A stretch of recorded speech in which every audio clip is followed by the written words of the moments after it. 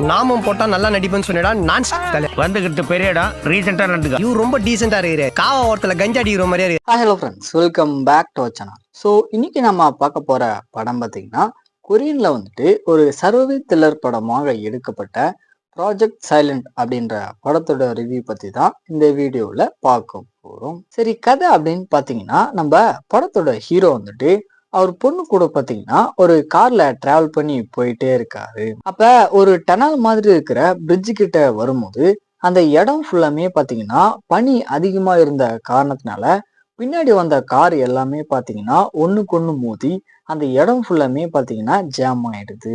So கரெக்டா அந்த டைம்ல ஒரு ஆர்மி வேன்ல இருந்து வெறிபிடிச்ச நாய் பாத்தீங்கன்னா வெளியே வந்து இவங்க எல்லாருமே தாக்க ஆரம்பிக்குது.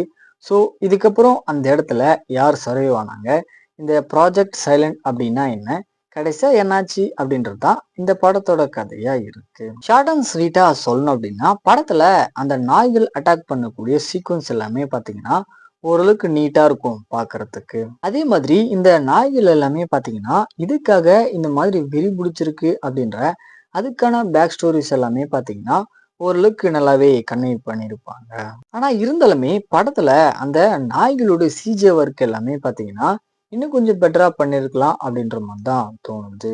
அதே மாதிரி படத்துல ஸ்கிரீன் பிளே வைஸ் அப்படின்னு பாத்தீங்கன்னா அந்த ஒரு சர்வை த்ரில்லருக்கு தேவையான அந்த பரபரப்பு அப்படின்றது இன்னும் கொஞ்சம் அதிகமா இருந்திருக்கலாம். ஸோ ஃபைனலா வந்துட்டு இந்த படம் பாத்தீங்கன்னா ஒரு யூஸ்வலான ஜாம்பி அட்டாக் த்ரில்லர் படம் மாதிரி தான் இருக்கும். ஒன் டைம் வேணா ட்ரை பண்ணி பார்க்கலாம்.